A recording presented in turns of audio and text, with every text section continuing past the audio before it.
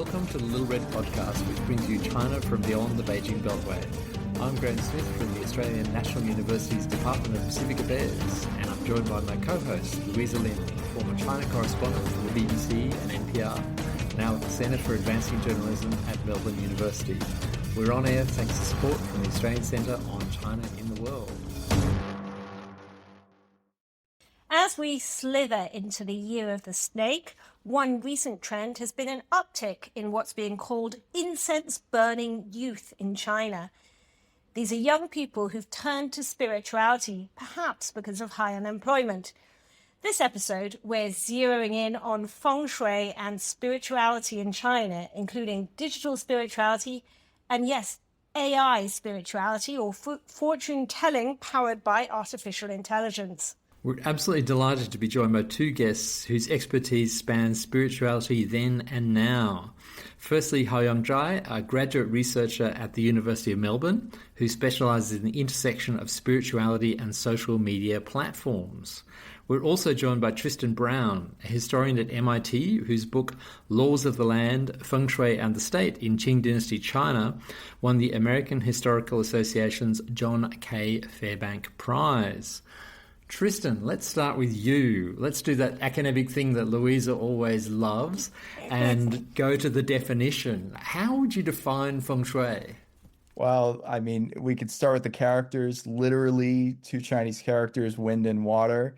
And I define it as it's a knowledge and a practice of analyzing forces in the land for the benefit of living human communities.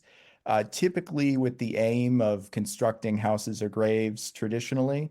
But from that, it has an immense literature, classical literature that goes back many, many centuries, and it has many, many applications.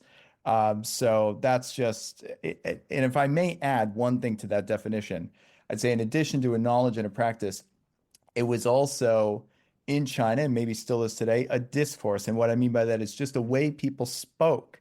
So people might not, there were experts in Feng Shui, and there were lay people who weren't necessarily experts, but, just talking about houses or land or something like that, Feng Shui vocabularies and frameworks were totally interwoven with just how people spoke about this stuff. So that's, I guess, how I define it. So, Haoyang, your work is on spirituality, which is wider than Feng Shui. I mean, what does it actually encompass?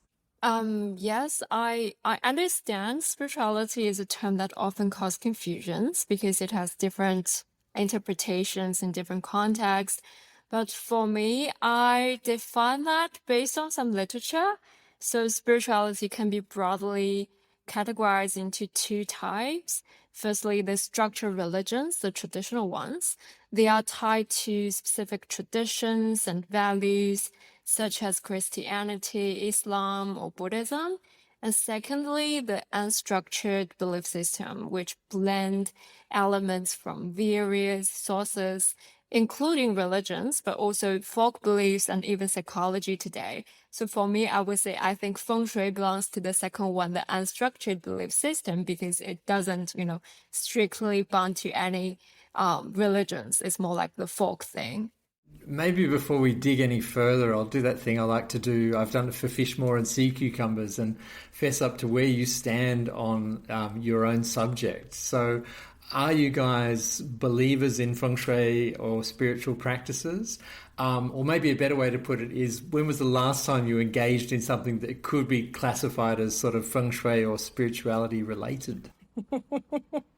We're putting you on the spot early here. Tristan, you first. Yeah, so let me just say I'm not a Feng Shui practitioner. I often get asked if I could give real estate advice or if I should have a second career outside of academia.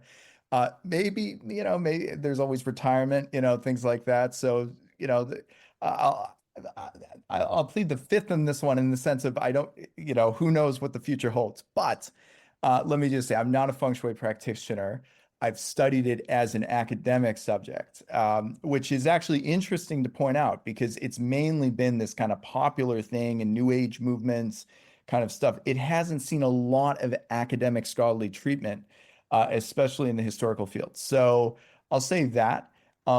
regarding the question of belief, I think I'll like channel some of the actors in my book in saying like this. It's like a lot of officials and Confucian officials in Chinese history, if you ask them this question, they'll probably say something like, "Oh, I don't really believe it," but they'll do it. You know what I mean? That they'll still do it and they still know it.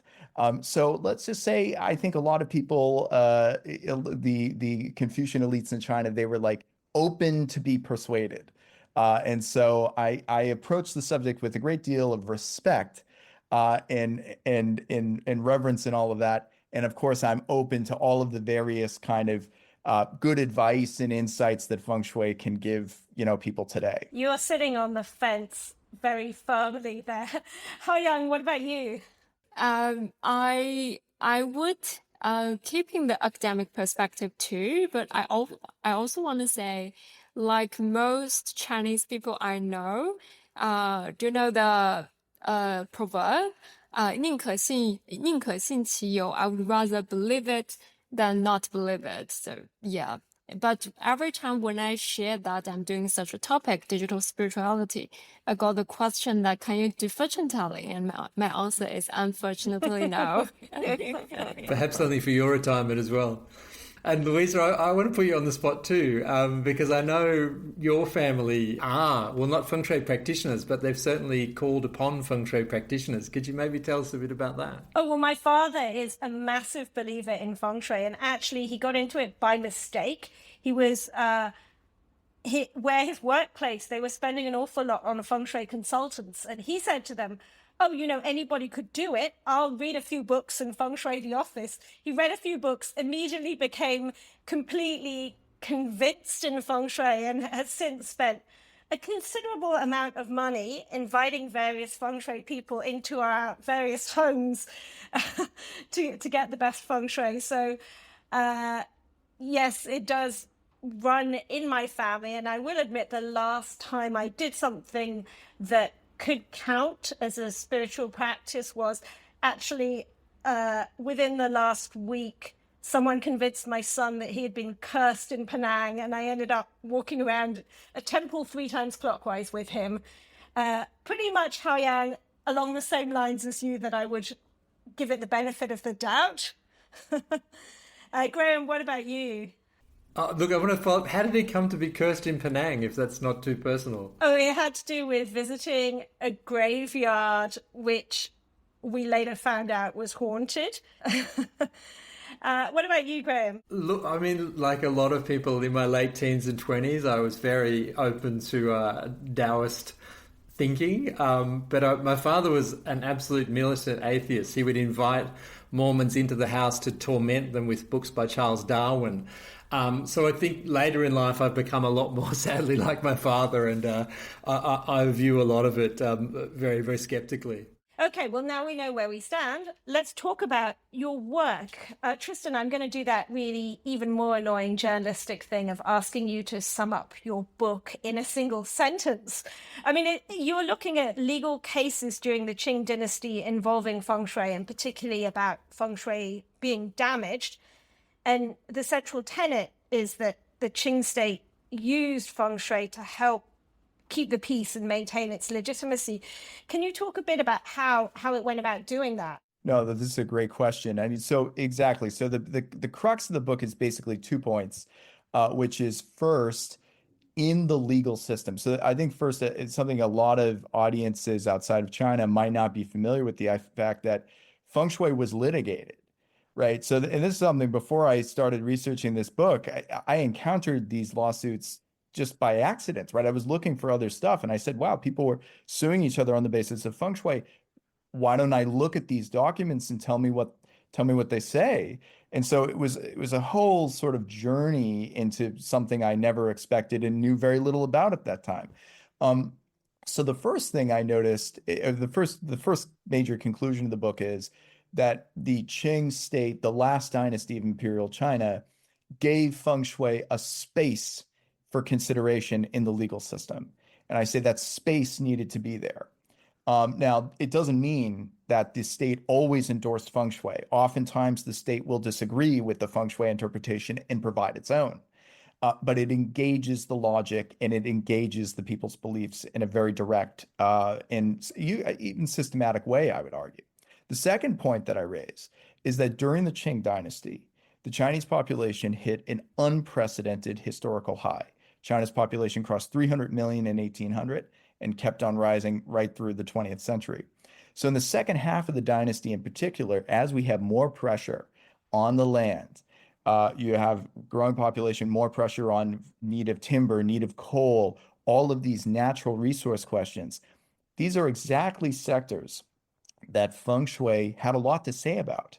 So it's in the second half of the dynasty in particular that Feng Shui anxieties and concerns, I think, were elevated in China. And that actually culminates in this really fascinating, let's say, blow up after the Opium Wars with industrialization. And so my book, it really kind of rethinks that whole moment by providing the sort of legal, environmental, historical background that gets us to this like big conflict between China and the West over, industrialization and everything in the 19th century. Maybe to pick up on one anecdote which relates to this, and this industrialization was unprecedented. It brought railways, it brought telegraph lines. And there's this one moment where the Empress Dowager gets a train as a present, as a birthday present, and she's delighted.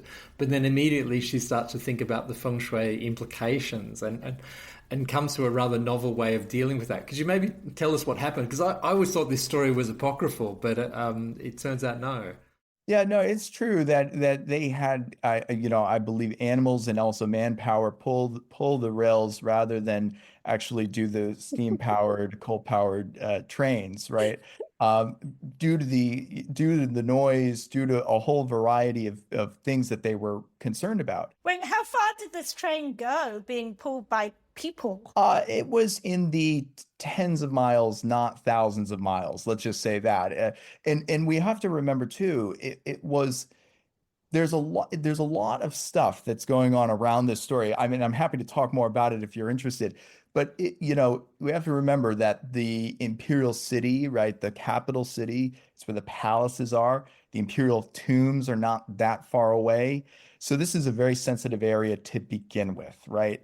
And just like, I always say, think about like zoning today, right? The size of buildings. Why doesn't Paris have skyscrapers?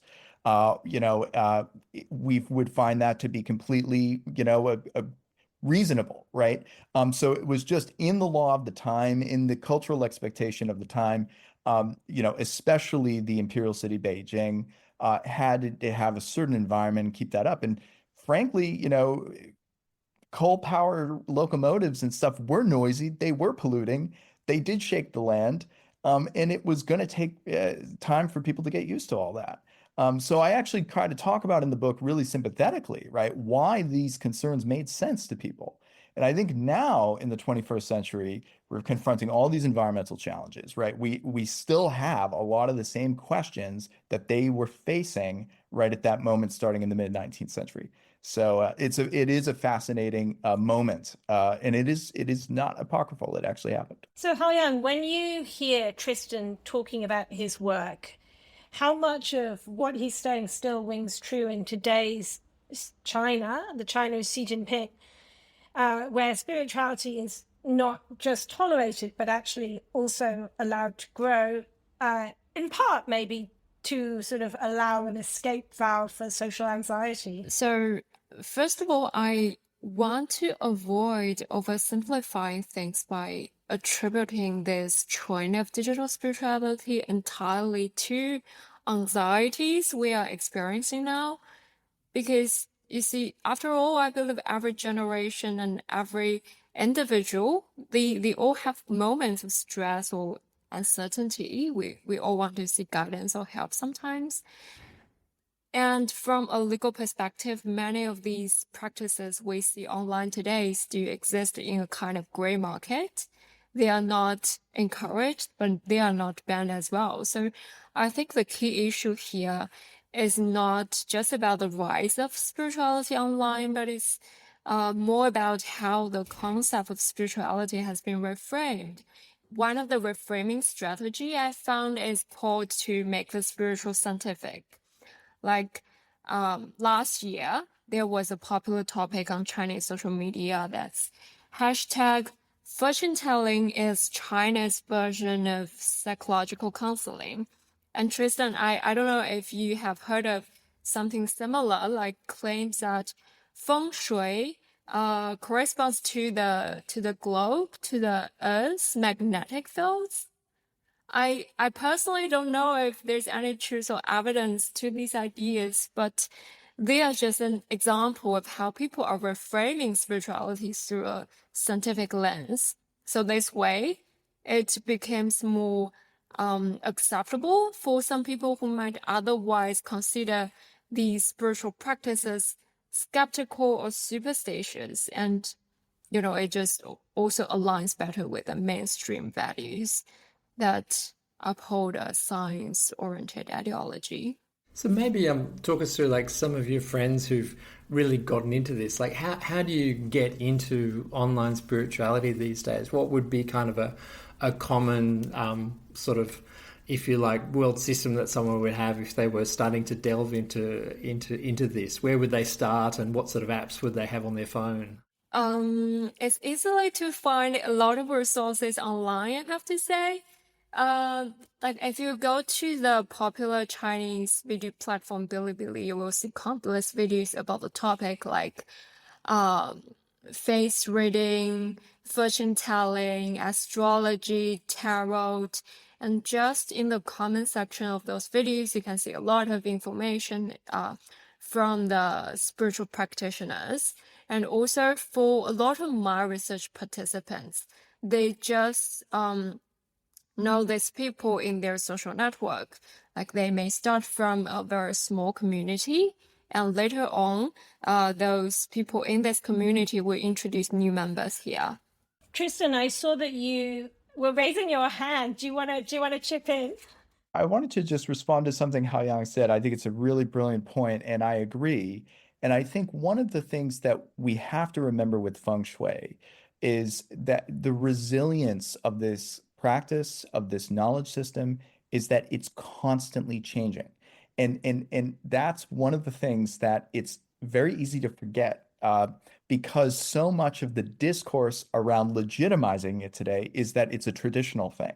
So we say like, oh, it's ancient, it's ancient, it's ancient. Oh, it's traditional, it's traditional, it's traditional. That gives us this veneer of like, okay, it's cool to do, it's okay to do, the state doesn't want to condemn this cornerstone of traditional Chinese culture outright, all of that. So I get it, right? But when we look at Feng Shui across history, it's constantly absorbing new information. That's not to say it doesn't go way back, and there are things that are consistent of yin and yang and the 5 agents or 5 phases, and these cornerstones of Chinese cosmology. Those are very ancient and they're consistent.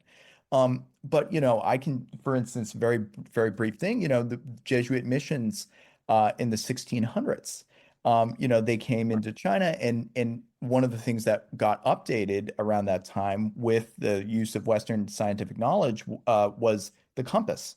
All right. So the Chinese compass traditionally had 365.25 degrees. Jesuits wanted to use 360 degrees.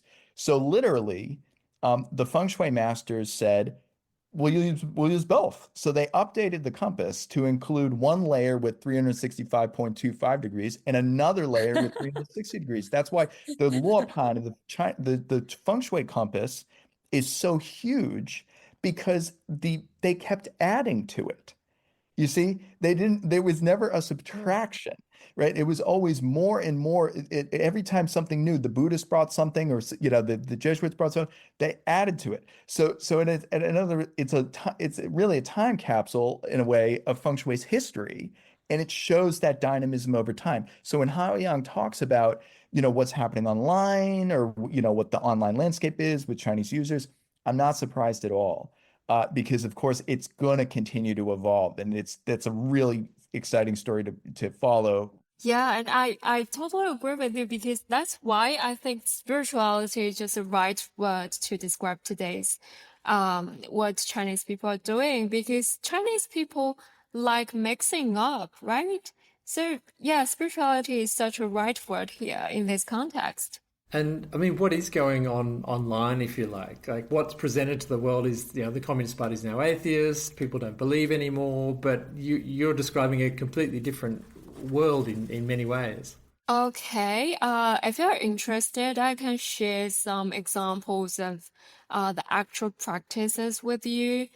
We can start from the traditional ones because just like the global trend, the digital religions in China, the religious practitioners also have become very active on social media today. And one of my participants, he is a Taoist. I hope you are interested in this.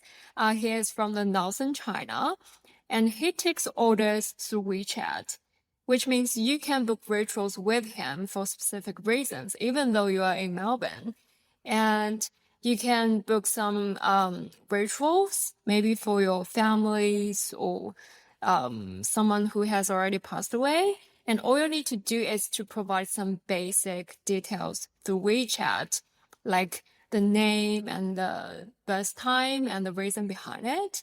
And the Taoist will perform the ritual in his temple in China and send you photos and video recordings of the whole process.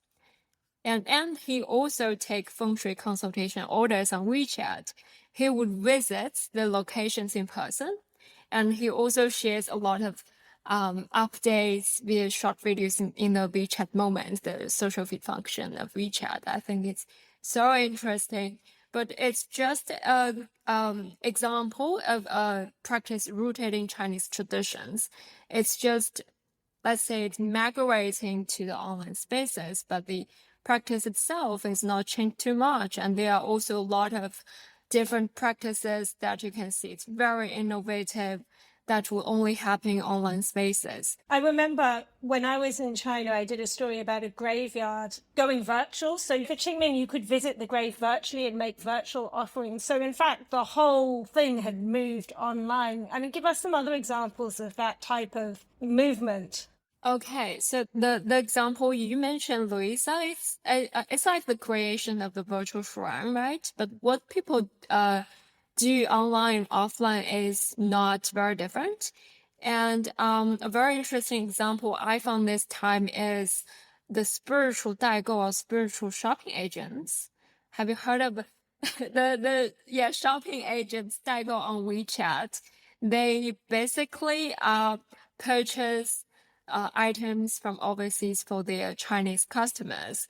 And the spiritual 代购, they help people purchase spiritual items. For example, the amulets from some Japanese temples, or witchcraft items like star dice or tarot cards from Europe, or even booking rituals in Thailand. So one of my research participants, she helps her WeChat customers book rituals at temples in Thailand. And she's like a bridge between her Chinese customers and the Thai temples, coordinating everything through WeChat. So I think it's so interesting. I've never seen such practice before, like before the event of WeChat or some other platforms. So can you find a Feng Shui master online as well? Yes. If you wanted to find one? Yes, definitely. And there's even the gig platform for these people. And I mean, this is the thing that came up in Tristan's book. Like, how do you vouch for the quality of this advice? Because in Tristan's book, there are examples of people hiring a dodgy Feng Shui master and then it going to court because someone dies. And it's like, well, they obviously died because you put the grave in the wrong place. I mean, given that it's unstructured, how do you vouch for this? Is it just word of mouth? I'm sure there are a lot of scams, but all of my research participants, they believe they have found the most authentic practitioners or religious figures for themselves. Like for traditional religious figures, it's pretty easy because they have to got the approval of local government to operate online. So they can show you some certification. It's like a passport, a real thing to show you, I got the approval, I'm officially recognized, and I'm legal, so you can believe in me. But for the other, tarot fortune tellers, I don't know. I think they have cultivated their customers because it's not so easy to build a very close relationship with these spiritual practitioners. You have to For example, you have to find these people's information online first, and then you have to get their WeChat account or some kind of private communication method to become their contacts. And maybe after a few days, you can book an appointment with them. So after all of these steps, I think these people can build a kind of trust with their consultants or advisors. Tristan, I believe you have done some research on Chinese migrants and their views towards spirituality. I mean, do you tend to find there's differences in attitudes towards Feng Shui between Chinese migrants and those in China? Well, this is a very, very interesting question. I mean, I think in terms of the fate of Feng Shui, right, in the 20th century, there is a difference, at least out of the 20th century, depending on where we are, right? So, in Taiwan, where Feng Shui practices continued, I mean, at various times, the KMT would say, "Oh, we're against superstition and all this," but it was never a big crackdown. So it continued quite some time. That's why a lot of people did field work in Taiwan. Hong Kong was a center of Feng Shui stuff. I'm sure a lot of other Chinese divinatory type practices for exactly the same reason. I think it's often said in the mainland, right? Feng Shui had a tough 20th century in the mainland for a variety of reasons, and sometimes we think of it as, oh, the Cultural Revolution and came in and wiped out all these traditional practices.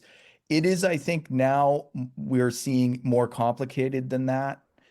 One of the biggest things that I think contributed to changing Feng Shui fortunes in the mainland was simply urbanization. People, actually starting in the, 70s, 80s, especially the 1980s into 1990s, people leaving rural society, which is where Feng Shui practices were rooted literally in the soil, and then coming into, concrete jungles of massed urban places. Of course, it makes sense that, how are you going to apply Feng Shui when you're not building your own house, right? So there's that. I think, but as an extension, we could say it did remain, it is, of course, quite large in Southern California and places of overseas Chinese communities, especially where private real estate markets for single family homes are quite active. I'm sure it's active in Australia. And with all of that being said, I want to stress that I totally believe that in the 21st century, there will be great interest in this. There is already great interest in this practice in mainland China, right? So it's just like, I think Feng Shui did have a tough 20th century moment, but I think that it's really a question of adjustment, exactly the kinds of adjustments that Haoyang is tracing in her research, right? What is the new evolving landscape and how can it be applied? When I look at Feng Shui in history, there's no doubt Feng Shui was mainly practiced in rural environments, right? Where, water sources really mattered and people had trees all over their property and things like that. What does Feng Shui look like in a highly urbanized environment? Well, Hong Kong gives us an answer, right? Singapore gives us an answer, right? So in some ways, we're already seeing new applications of Feng Shui to these highly urbanized environments. And there's no doubt in my mind that we will continue to see that spill over in the mainland, take their own evolutionary trajectories in the mainland in various cities. I think it's just a matter of time. I was just going to follow up and ask you about, there was this really interesting case in 2019 about Wangjing Soho and their Zaha Hadid building complex in Beijing. And some website said that it had terrible feng shui, was heart-piercing, and looked like a pig's kidney. And actually went to court, and they awarded Soho, China, $30,000 in damages. Tristan, what does that case show us about the state's attitude towards feng shui and how much that has changed? I think it's fair to say that all of the practices at all times, going well back in history, maybe the right word is ambivalent, okay? It's never a complete rejection, or sometimes it is, but rarely. It's neither a full throttle, yes, we're totally into this, right? It's a case by case thing.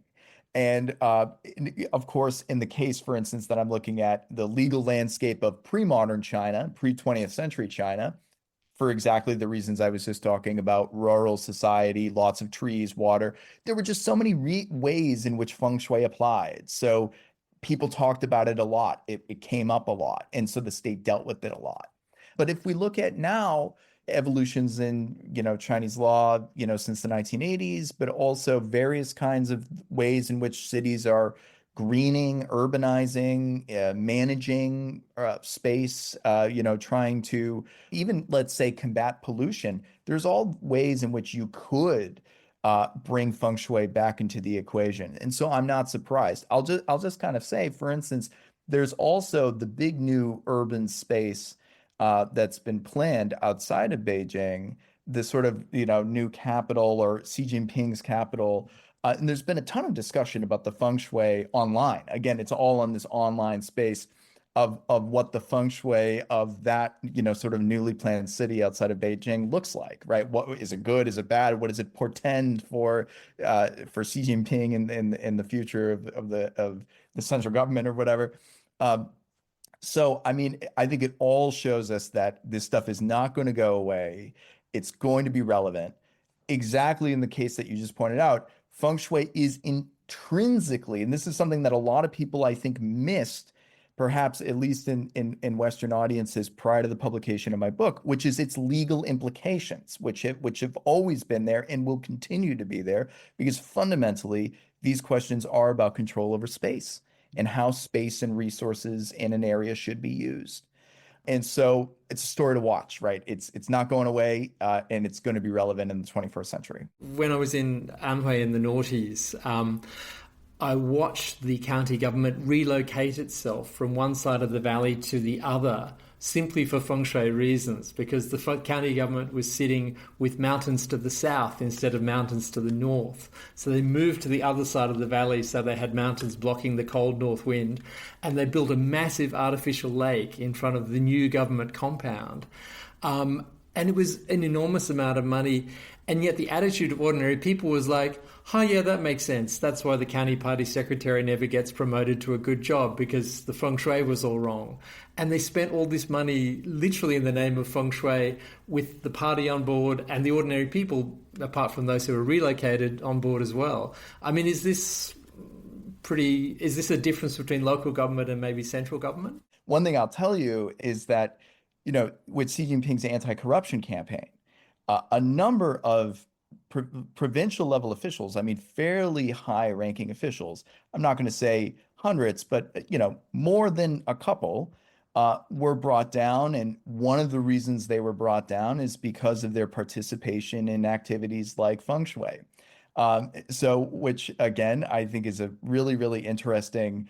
So for example, so it can be good, right? It can be well received. It can also be like, look at what this local official is doing, or provincial official is doing, hoarding money or wasting resources on some spectacle for his own benefit. So what I think that all goes to show is that feng shui, I mean, exactly is, it's not only always been legal, it has been political, and it still is a political question, right?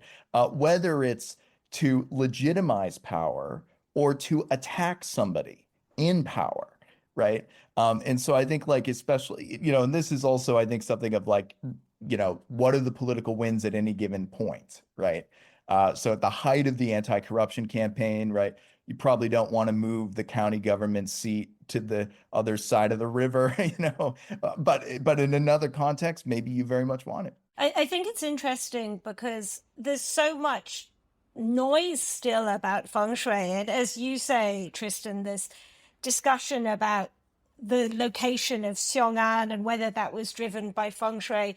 And even I've seen stuff online about whether the purge of the rocket force was due to feng shui reasons. I mean, it's clear that as you put it, the discourse around feng shui is still extremely active, isn't it? We are talking about like civil society questions here, right? Which is like, okay, maybe I can't openly criticize this policy, or maybe I can't openly criticize this thing. But what I can say is I can say, hey, I think that's very inauspicious, right? Or I can say that, hey, I think that place's feng shui is bad, right? And that's a way to criticize Xiong'an or a new airport or whatever, right? And so in a sense, it's important, right? Because what we're looking at here, and this isn't new, right? I just want to say, I mean, historians are always going to say that. So I mean, so I came on, so I have to do that spiel as a good historian of saying, like, a variety of astrological calculations, eclipses, right? So for instance, I mean, eclipses were always political in imperial China, lunar eclipses or solar eclipses. And, let's say you kind of think that the sitting emperor or officials, they're not doing a good job. And then an eclipse comes, and then you're gonna make a big deal about it because you're gonna be like, hey, I think some really inauspicious things are gonna happen. I'm feeling bad about this, because you can't openly say, I don't think the emperor is doing a good job, right? So you could say, but you could say it in this other way. So this is a reason, I speculate actually, that these practices were so resilient. It's because they were useful, right? They were useful, they were relevant, they allowed people to talk about things that were otherwise really difficult to talk about. And I think that's still true in China today. And Haoyang, how do you think that plays out today? I mean, we mentioned this uptick in incense burning youth and temple tourism and stuff like that. What is happening now, and how do you explain it? Even I'm looking at some online practices. I know more young people today are visiting the religious sites, not necessarily for spiritual reasons actually, but because these are historical landmarks and they can take beautiful pictures or vlogs and share them on social media. So these young people, influenced by patriotic education, I think they're combining an interest in traditional culture with popular fashionable trends. And at the same time, China's indigenous spiritual practice, such as burning incense or burning paper money or visiting temples, just riding this cultural wave. And have some local governments kind of woken up to this as almost a tourism opportunity to sort of promote spirituality to attract tourists? We don't have certain evidence, but I believe so, because you can see it's more frequently that some spirituality-focused application are trying to relate some concepts like Wuxing, the 5 agents, 5 elements, or Feng Shui, or even some traditional Chinese fortune-telling arts to cultural heritage, to the national culture. And many people running fortune-telling business online also present themselves as promoters of tradition because they believe in this way it can help them to avoid the moderation of the platform. And can you talk a bit about how AI is being used in this spirituality space now? I'm actually writing a book chapter about that. So if I share that briefly, I would say it's just very in an intro level, because I look at a specific platform. It's called Ce. It's only focused on astrology, fortune telling, and psychology. And I think they use AI as a tool for beginner. It helps beginners to get familiar with all the different tools and let you know what would happen in a real communication with a human advisor or human consultants. And after the report generated by AI, they will show you a link and just direct you to the gig part for the human, fortune tellers. Oh, so it's like an Uber for fortune tellers. Kind of like that. So it's kind of screening you in a way and trying to direct you to the best or most suitable practitioner. Yeah. And is this a really popular app, Ce? Yeah, it's really popular because it has 3 parts. So one is the AI part, and also it has the human advisor, human fortune teller network, and also there are some different tools for you to DIY your spiritual reports. And you mentioned up top that there was this divide between structured sort of spirituality, religion, and unstructured. Like, how do people try and stay on, if you like, the unregulated side of that line? What sort of tactics do they use to stop the state regulating them?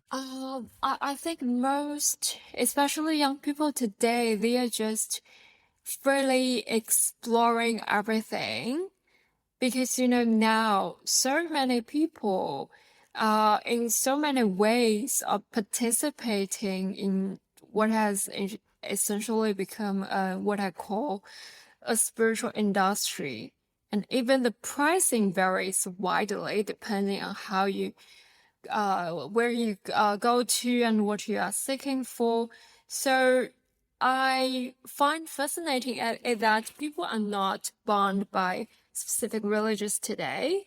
They are just they're considering not only the spiritual elements, spiritual aspects, but also some additional factors. For example, in the past, people might drink the talisman water. Do you know that? It's usually made by burning a piece of talisman into ashes and then mixing the ashes into water. So in the past, people might drink that for good luck or for safety without caring about how it tasted. Because it wasn't about flavor. If it was good for you, you drank it, that's it. But today, people think differently, especially for young people. If a temple's protective amulet looks lovely, looks cute, they are more likely to wear it. If they don't like the design, they might shop around for one they find more aesthetically pleasing at another temple. Whatever is Taoist, it's Buddhist, or from China or Japan or Thailand. I think it's so interesting that what you're talking about is that actually it sounds like spirituality is becoming very trendy, right? Both because of its roots in traditional Chinese beliefs, but also because of its sort of patriotic sense. And I guess my final question is, to what extent do you think Xi Jinping's China will continue to tolerate this uptick in spirituality? And at what point would they see it as being a threat? Honestly, I can't give you a very certain answer because I believe spirituality is just in the stage of being reframed, for the purpose of the government. And I can't definitely say from a, political or even a philosophical perspective whether the essence of spirituality has changed and whether it will be tolerated by the government, by the authority. But I do know that this dynamic, this disorder is incredibly intriguing, and I'm happy to say that everyone seems to be exploring and interpreting spirituality in their own way today. So I'm happy to see that, and I hope it can last for a longer time. Tristan, do you think the reframing of spirituality as an industry, does that help the Communist Party find a way of dealing with it? Well, they're definitely going to try to regulate, if not, so it's going to be a battle, I think. There'll be periodic crackdowns. There'll be people, certain practitioners will be exposed as frauds and, what I mean? There'll be, public examples made of a few of them. I expect all of this will play out. But I think that the long-term trend is that the state will live with it and the state will find a space for it, right? And it's a story to watch, right? As I said, I'll give you one real example, not directly related to Feng Shui, but just from the 19th century, right? There's the sacred edict, right, that goes back to the early Qing Dynasty and the Kangxi Emperor, and they had to recite it all across villages over China. And it was kind of a bland affair for much of the dynasty. The Taiping rebellion came to town, was a huge, huge crisis for the Qing. And so what the Qing did was they mixed the sacred edict with a bunch of popular religious deities and spiced it up and everything like that. And they managed to, of course, the Taipings were put down and the state was able to shore up its legitimacy, but it came at a cost. They compromised, right? They gave more space. So it's It's an ever evolving battle, right? Or not, battle may be too militaristic a term, but ever evolving negotiation. How much room the state gives tells you a lot about the government at any particular moment, right? What does it need, right? Or what does it think it needs to do? All of that. So just take, for instance, going back to the Feng Shui example in real estate. Well, real estate's been a very sensitive issue for obvious reasons in the last 20, 30 years in the People's Republic. And there have been a variety of regulations placed on real estate, various times. How many properties can you own, or, in whose name could it be? I remember in Shanghai, people were getting divorced so that they could have a second property, all of these games that were being played, right? Well, now we're in a very different landscape, right? Well, China is now, the cities that it was going to build, it's already built. The buildings that it was going to build, a lot of them have already been built. The population is aging. We're getting into the era of a second-hand housing market rather than a new housing market. At what point in the 21st century do local governments say, hey, let the Feng Shui masters back in? We got to sell some properties. Right. I mean, it's just, you could think about it like that, right? It might just be a matter of time. And I wouldn't be surprised if something like that ends up transpiring, not necessarily this decade, but at some point in the future. Tristan, Haoyang, thanks for joining us. Thank you so much. Thank you for having me.